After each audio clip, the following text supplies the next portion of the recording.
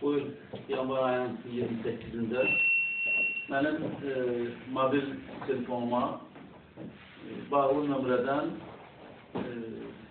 hədə dolu zənglər gəlir. Yəni bu həmin gün olub ki, biz Apellyasiya Məhkəməsində Hakim Abdinbəyevin sədrliyi ilə mənim Yasamal rayon polis idarəsinin müstəntiqi Rafiq Əliyevə qarşı qaldırdığım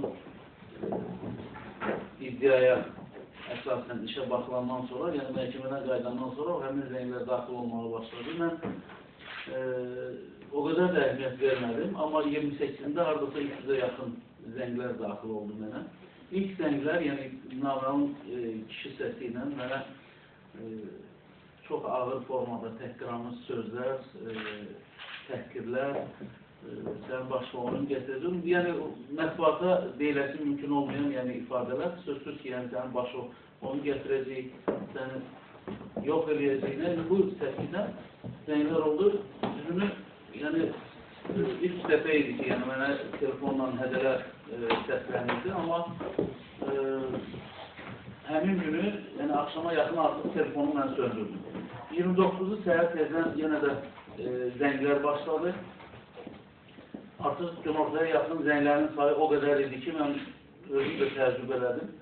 Və birbaşa 20 yanvarda Azərbaycan şirkətinin mərkəzi ofisinə getdim. Oradan isə mənə məsləhət gördülər ki, biz sizə heç bir kömək göstərə bilmərik. Siz mütləq yaşadığınız rayonun polis bölməsinə müraciət edin.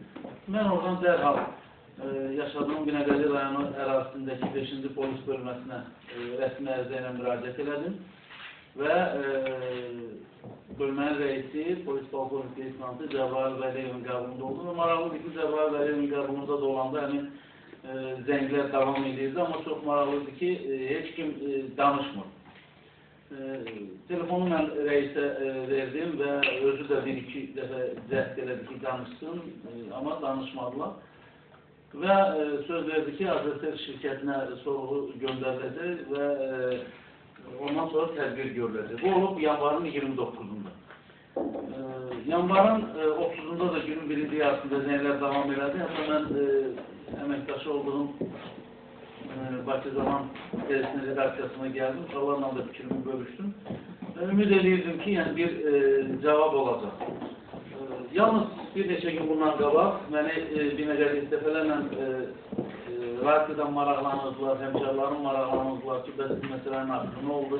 Amma məndə haqqında bir daxili əminlik vardı ki, bu məsələ də yəni, ötən il mənim başıma gələn hadisə ilə bağlı olan vəziyyətdən heç nə ilə fərqlənməyəcək. O məsələyə də bir balaca toxunacağım. Və mən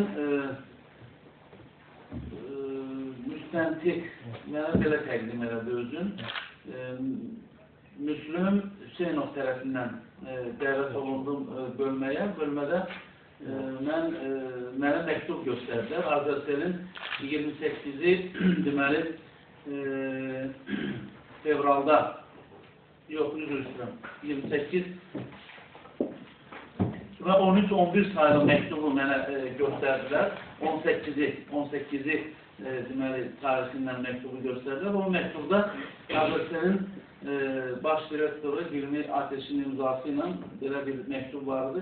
Düz orada heç mənim telefon nömrəm də göstərilməmişdi. Baxmayaraq ki, polis bölməsindən ünvanlanmış həmin o konkret məktubda, yəni mənim telefon nömrəm göstərilir ki, bu telefona gələn zənglərlə bağlı məlumat verilsin. Amma təəssüflər olsun ki, həmin məktubda, yəni o məktubu mənə vermədilər, amma mən məktubdan bəzi çıxarışları elədim. Konstitusiyanın 32-ci maddəsi, Cinayət və Sosial Məcəllərinin 16-cı, 243, 259-cu maddələri, o cümlədən telekommunikasiya haqqında qanunun 38-ci maddələrini əlində rəhbər tutaraq güya vətəndaşın telefon danışıqlarının məxfiliyi qorunmaq şərti ilə Azərbaycan bu işdə heç bir kömək göstərə bilmir.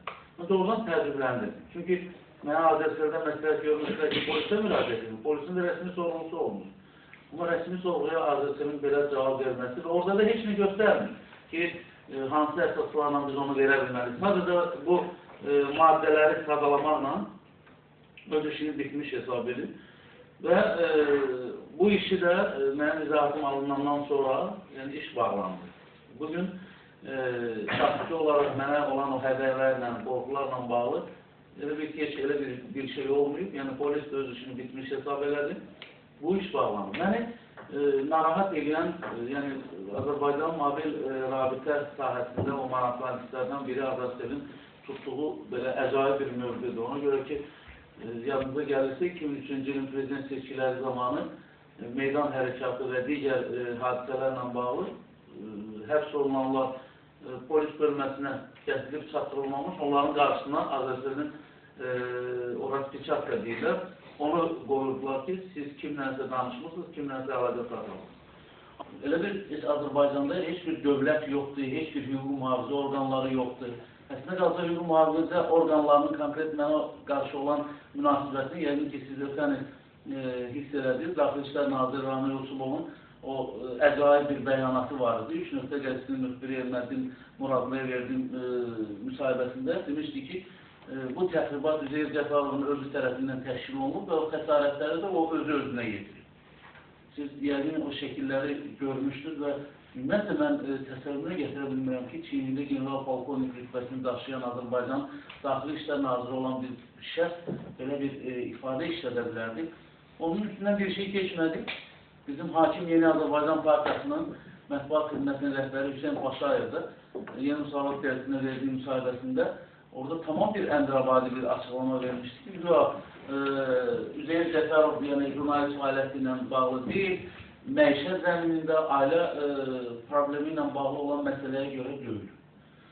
Sözsüz ki, yəni mən öz şərəf və əyalətimi qorumaq üçün, yəni qanunlara hörmətlə yanaşan bir şəxs kimi Sabah rayon məhkəməsinə müraciət elədim. O məşhur hakimlərdən biri Alim Namazov işi geri qaytardı. Sonra mən apellyasiya məhkəməsinə müraciət elədim. Apellyasiya məhkəməsi istəyirəm. Siz Ramil Yusubov və Hüseyin Paşa məhkəmə bəli, yazıda gəlirdi, mətbuatda da açıqlanmışdı. Mən Ramil Yusubovun 8 milyon, səhv eləmirəmsə, nə qədər, indi dəqiq yazımda deyil, Azərbaycan vətəndaşlarının sayı qədər. Bir də ki, Hüseyin Paşayevin həm üzr istəməsini, həm də yad üzvlərinin sayı qədər, yəni 400 min manat gəlinə olunmasıdır və mən dərhal bəyan eləmişdim, onların bir qəpiyi də lazım deyil. Həmin o pul, hansısa belə deyil, bir şəhid ailəsinə, müharibə veteranlarının ehtiyacı olan bir belə deyil, təşkilatın hesabına köçürülməsini xahiş eləmiş.